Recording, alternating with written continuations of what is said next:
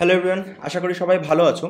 আজকের ভিডিওটাতে আমরা ডিসকাস করব যে রাউন্ড ওয়ানে কতটা কাট অফ যেতে পারে এবং কেন এখানে প্যানিক করা উচিত নয়। কালকেই তোমাদের রাউন্ড ওয়ানের রেজাল্ট বেরোবে এবং সেখানে কতটা কাট্র কম্পিটিশন হবে এবং রাউন্ড টুতে কী কী আলাদা জিনিস হতে পারে সব কিছু নিয়ে আলোচনা করব। তার সাথে ডকুমেন্ট কী কী অবশ্যই নিয়ে যেতে হবে সাথে করে কলেজে, কারণ ডাব্লিউবিজেই পোর্টালে যেরকম রয়েছে তোমাদেরকে ধরে ধরে বলে দেবো, যদি কোনো ডকুমেন্ট নিয়ে যেতে ভুল হয়ে যায় তাহলে কলেজ কিন্তু তোমাদেরকে রিজেক্ট করে দেবে।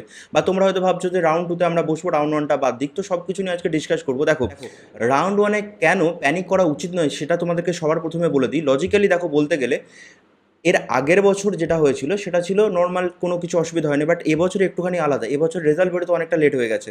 তো অনেক ছেলেরা বাইরে অ্যাডমিশন নিয়ে নিয়েছে বা বাইরের খুব ভালো এনআইটিতে ভালো ডিপার্টমেন্ট, হয়তো ধরো ইলেকট্রিক্যালে রয়েছে, তারাও কিন্তু এবারে রাউন্ডে বসবে। রাউন্ড ওয়ানে কিন্তু তারা প্রত্যেকে বসবে, মাত্র 500 টাকা দিয়ে তারা ফিল আপ করতে হচ্ছে তোমাদের রেজিস্ট্রেশন। তো সবাই দেখবে যে তাদের কোন কলেজ আসে দেখার জন্যই কিন্তু সবাই বসবে। এবার দেখা যাবে যে তাদের যাদবপুরে বেটার কোনো ডিপার্টমেন্ট আসছে না, একমাত্র সিএসসিএলে তারা চলে আসছে দেখা যাচ্ছে, বাট অন্য কোনো ডিপার্টমেন্ট হলে তারা আসছে না, কারণ তাদের এনআইটিটা বেটার।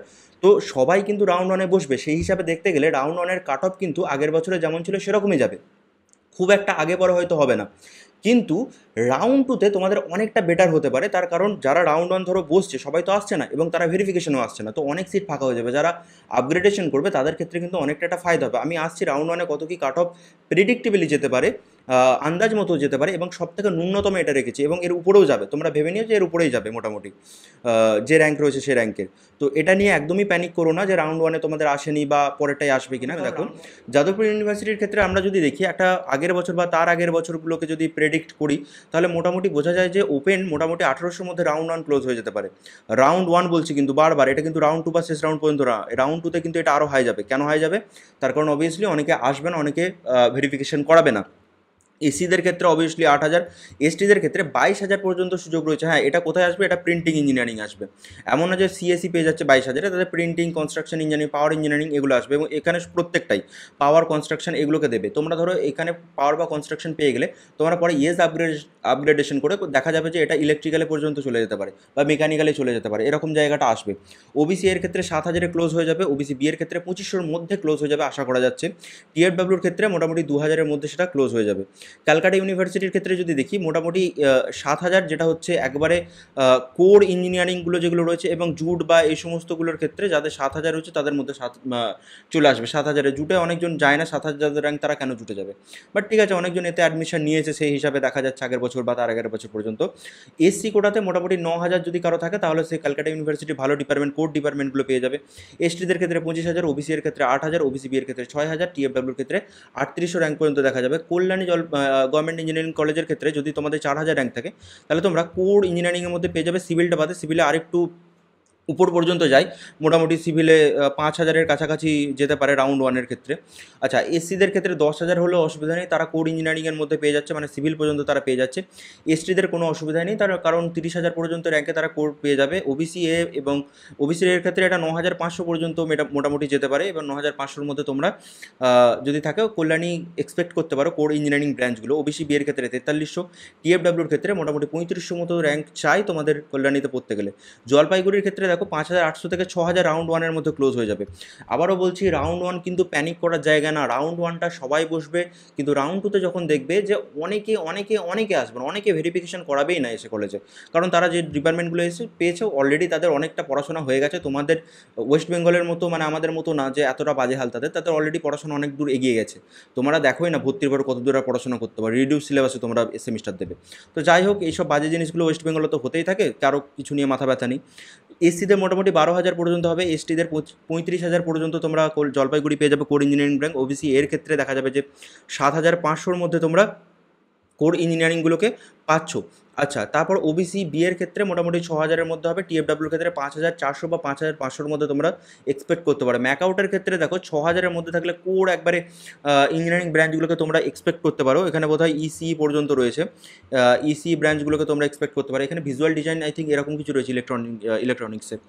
এসিতে যাদের 17,000 তারা পর্যন্ত ম্যাকআউটে ভালো ডিপার্টমেন্ট পেয়ে যাবে। 50,000 এসটিরা পেয়ে যাবে, 14,000 ওবিসি, 8,000 ওবিসিবি এবং 6,500 টিএফডব্লিউ রাউন্ড ওয়ানের ক্ষেত্রে। আবারও বলছি, রাউন্ড ওয়ানের ক্ষেত্রে যদি পুরোপুরি দেখতে চাও যে ডিসেন্ট্রালাইজড পর্যন্ত কত যেতে পারে, তাহলে আমার আগের অলরেডি ভিডিও রয়েছে, তোমরা সেখান থেকে দেখে নিতে পারো 20,000 থেকে 50,000 র্যাঙ্ক পর্যন্ত, অথবা আরেকটা রয়েছে যে গভর্নমেন্ট কলেজ পাবে কি না এই কোনো র্যাঙ্কের মধ্যে। তো সেইগুলো ভিডিওগুলো দেখতে পারো, সেখান থেকে তোমরা আন্দাজ হয়ে যাবে যে ডিসেন্ট্রালাইজ পর্যন্ত, ডিসেন্ট্রালাইজও ছাড়ো, রাউন্ড 2 পর্যন্ত কতটা যেতে পারে সেটা তোমরা প্রেডিকশন পেয়ে যাবে। লেদার টেকনোলজির ক্ষেত্রে আমরা এক্সপেক্ট করতে পারি 6,500 থেকে 7,000-এর মধ্যে রাউন্ড 1 ক্লোজ হবে। এসসির ক্ষেত্রে 18,000, এসটির ক্ষেত্রে 65,000 এবং ওবিসি এর ক্ষেত্রে 14,000, ওবিসি বি এর ক্ষেত্রে 10,000, টিএফডব্লিউর ক্ষেত্রে 6,000 পর্যন্ত আমরা এক্সপেক্ট করছি। সিরামিকের ক্ষেত্রে দেখো 6,000 লেখা রয়েছে, এটা আগের বছর পর্যন্ত গেছে, বাট এটা আরও বাড়বে, আমি জানি এটা রাউন্ড 1-এর ক্ষেত্রে আরও মোটামুটি এটা এগিয়ে যাবে। এসসির ক্ষেত্রে 13,000, এসটির ক্ষেত্রে তো 52,000 পর্যন্ত, ওবিসি এর ক্ষেত্রে 10,000, ওবিসি বি এর ক্ষেত্রে 7,000, টিএফডব্লিউর ক্ষেত্রে মোটামুটি 4,500 পর্যন্ত হবে। শ্রীরামপুরে দেখা গেছে যে কোর একবারে যদি সিএসি বা এইসবগুলো নিই, লেদার টেক্সটাইল ফেক্সটাইল বাদ দিচ্ছি আমি, এখানে টেক্সটাইলের জন্য তো আরও বেশি 12-13,000, 14,000 টেক্সটাইল তোমরা পেয়ে যাবে রাউন্ড 1-এর। প্রথমে দেখা যাচ্ছে 7,000-এ যারা রয়েছে তারা পাবে, 17,000-এ যাদের রয়েছে এসটি মোটামুটি 60,000 পর্যন্ত পেয়ে যাবে, ওবিসি এর ক্ষেত্রে 14,000, ওবিসির বি এর ক্ষেত্রে 10,000, টিএফডব্লিউর ক্ষেত্রে 7,000 পর্যন্ত। আচ্ছা, এখানে একটা কথা তোমাদের বলার আছে যে ধরো তোমাদের টেক্সটাইল বা কোনো জায়গাতে তোমরা পেয়েছো, তোমরা সেখানে ভেরিফিকেশন করাতে যাওনি, তাহলে কিন্তু তোমাদের সেই সিটটা ক্যান্সেল হয়ে যাবে। যদি ভেরিফিকেশন না করাও সিট ক্যান্সেল হয়ে যাবে। যদি ভেরিফিকেশন করাও তার সাথে টিক দিয়ে রাখো ইয়েস আপগ্রেডেশন, আমি সব কিছু আলোচনা করবো, ইয়েস আপগ্রেডেশনে দিয়ে থাকো, তাহলে সেই সিটটা তোমাদের সিকিউর হয়ে গেল। তারপর তোমরা আপগ্রেডেশনে নতুন সিট পেলে তোমাদের এই সিটটা ক্যান্সেল হয়ে যাবে, আগের সিটটা তোমরা উঠে যাবে, যেগুলো যেভাবে সাজিয়েছো তোমরা। কিন্তু তোমরা যদি কোনো আপগ্রেডেশন বা কিছু যদি না দাও, তাহলেও কিন্তু তোমাদের যে সিটটা আছে সেই সিটটাই ধরা থাকবে যদি তোমরা ভেরিফিকেশনে বসো বা ভেরিফিকেশনে কলেজে যাও।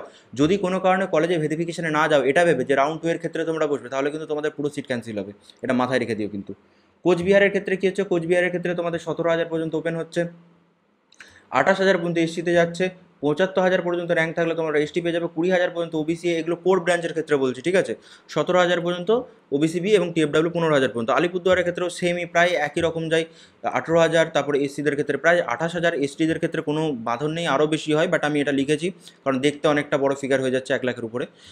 24,000 পর্যন্ত ওবিসি এ, ওবিসি বি 20,000 পর্যন্ত এবং টিএফডব্লিউ 15,000 পর্যন্ত হবে। এবার প্রাইভেট কলেজের ক্ষেত্রে সবার আগে হেরিটেজ।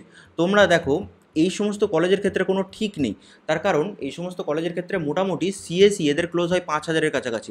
5,000 নর্মালি যাদের র্যাঙ্ক হয় রাউন্ড 1-এ 5,000 যাদের র্যাঙ্ক হয় তারা 5,000 নর্মালি ভালো কলেজে সিএসি পায় না রাউন্ড 1-এ, তো তারা হেরিটেজ বা এই সমস্ত টপ প্রাইভেট কলেজগুলোতে চলে যায়। তো 5,000-এর কাছাকাছি হেরিটেজ ক্লোজ হয়ে যায় রাউন্ড 1-এর ক্ষেত্রে। এবার যদি আরও বাড়তি কেউ ডোনেশন দিয়ে বা এসব দিয়ে যায়, তাহলে তাদের ক্ষেত্রে একটু আলাদা হয়। এবং এগুলোর প্রত্যেকটার ক্ষেত্রে আমি আলাদা করে আলোচনা করে দিয়েছি, তোমরা চাইলে ভিডিওটা দেখে নিতে পারো ওখানে গিয়ে। হেরিটেজ হয়ে গেল, টেকনো হয়ে গেল, নারুলা হয়ে গেল, এই সমস্ত ব্রাঞ্চেরগুলোর ক্ষেত্রে অলরেডি ডিসকাসড হয়ে রয়েছে। এবার আসছে আমরা অ্যাকচুয়াল জায়গাতে যে ডকুমেন্ট ভেরিফিকেশনের প্রসেসগুলোতে কী কী তোমাদের চাই এবং কী কী মোটামুটি নিয়ে যেতে হবে। দেখো সবার আগে এখানে যেগুলো বলেছে, all candidate must bring class 10th-এর অ্যাডমিট কার্ড এবং অথবা বার্থ সার্টিফিকেট, শুধুমাত্র অরিজিনাল না, একটা জেরক্স নিয়ে যেতে হবে, সেই জেরক্সের নিচে তোমাদেরকে সাইন করে নিতে হবে। যদি জেরক্স না করে যাও, তাহলে ওখানে আশেপাশে দৌড়াতে হবে যে কোথায় জেরক্স সেন্টার রয়েছে। ক্লাস 10th-এর মার্কশিট লাগবে, ক্লাস 12th-এর মার্কশিট লাগবে, ক্লাস 12-এর অ্যাডমিটটাও নিয়ে যাবে, 12th-এর অ্যাডমিটটাও নিয়ে যাবে, এটা লাগে না, বাট এটাকে সাথে করে রাখবে। ওসিআই সার্টিফিকেট তোমাদের তো লাগে না, ওসিআই যাই হোক, মানে যারা আমাদের ভিউয়ার্স তাদের লাগে না মোটামুটি। ওয়েস্ট বেঙ্গল ডমিসাইল, তোমরা যারা হোম স্টেটে এক্সাম দিচ্ছ, মানে হোম স্টেটে যাদের পাবে, মানে বেসিক্যালি তোমরা বাংলা যারা কথা বলছো বা নর্মালি যারা বাঙালি রয়েছে, তাদের প্রত্যেককে কিন্তু ডোমিসাইল সার্টিফিকেট নিয়ে যেতে হবে। অনেকে বলছিল স্যার আমি ডোমিসাইল নিয়ে যাবো কি নিয়ে যাবো না, প্রত্যেককে ডোমিসাইল নিয়ে যেতে হবে। ইনকাম সার্টিফিকেট প্রত্যেককে নিয়ে যেতে হবে না, but domicile certificate is expected to everyone.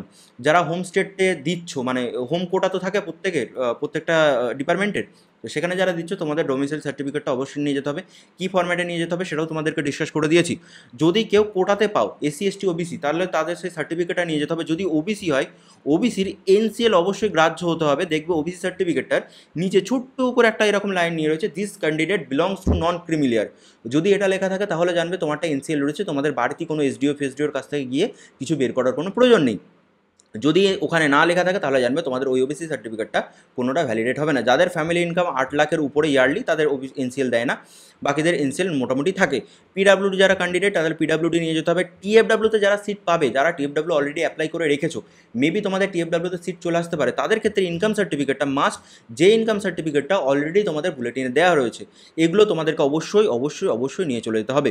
এবার আরেকটা important point, if After successful document verification, the candidate neither opt for yes no for no upgradation. দেখো তোমাদের তো আপগ্রেডেশন এবার রাউন্ড আসবে, তোমরা যদি নো করে রাখো যে ভেরিফিকেশন করিয়ে তোমরা আপগ্রেডেশন চাও না, তাহলে তোমাদের যে সিটটা দিয়েছে সেই সিটটা তোমাদের কনফার্ম করে দেবে, কলেজ লক করে দেবে। যদি তোমরা বলো যে ইয়েস আপগ্রেডেশন মানে আপগ্রেডেশন চাই, তাহলে তোমাকে কী করবে, যেরকম তুমি এরকম সাজিয়ে রেখেছো, তুমি হয়তো এই সিটটা পেলে, এই সিটটা পারবো তোমাকে আবার রাউন্ড টুতে উপর থেকে দেখবে, যদি তুমি 2 নম্বর সিটটা তোমার জন্য অ্যাভেলেবেল থাকে, তাহলে তোমাকে 2 নম্বর সিটটা দেবে, এই সিটটা ক্যান্সেল করে দেবে। বোঝা গেল? যদি না তুমি কিছু পাও, তাহলে তোমাকে এই সিটটা রেখেই দেবে অলরেডি। তো এটা তুমি ইয়েস আপগ্রেডেশন করলে এই সুবিধাটা কিন্তু তুমি পাবে। যদি তোমাদের মনের ইচ্ছা মতো কলেজ চলে আসে, তাহলে আর ইয়েস আপগ্রেডেশন করার দরকার নেই, তো তখন তোমরা নর্মালি চালিয়ে দিতে পারো রাউন্ড টুতে না গিয়ে। ঠিক আছে? আচ্ছা, as such the candidate can not reserve the upgrade that he can not claim his earlier allotment back. এটাই বললাম যে যদি তোমাদের অলরেডি আপগ্রেড হয়ে যায়, দিয়ে তুমি বলো যে স্যার আমার আগের সিটটাই আমি চাই, আমাকে ফেরত দিন, সেটা হবে না, কারণ তোমার এটা অলরেডি ক্যান্সেল করে অন্য কোনো বাচ্চাকে দিয়ে দিয়েছে। তো এই গেল মোটামুটি জিনিস। আশা করছি ভিডিওটা থেকে কিছুটা লাভ পেয়েছো। কালকে দেখা যাক কী হয়। অল দ্য বেস্ট প্রত্যেককে। তবে রাউন্ড ওয়ানের ক্ষেত্রে আবারও বলছি, ঘাবড়াবে না, কারণ রাউন্ড ওয়ানে সবাই বসবে, কিন্তু সবাই ভেরিফিকেশন করাতে আসবে না। যদি তোমরা কোনো সিট নাও পাও, রাউন্ড টুতে অপ্ট করো, রাউন্ড টুতে দেখো, আশা করি খুব ভালো একটা সিচুয়েশন তৈরি হবে রাউন্ড টু এর ক্ষেত্রে। তো চলো টাটা, বাই বাই, আবার দেখা হচ্ছে তোমাদের সাথে পরবর্তী একটা ভিডিওতে।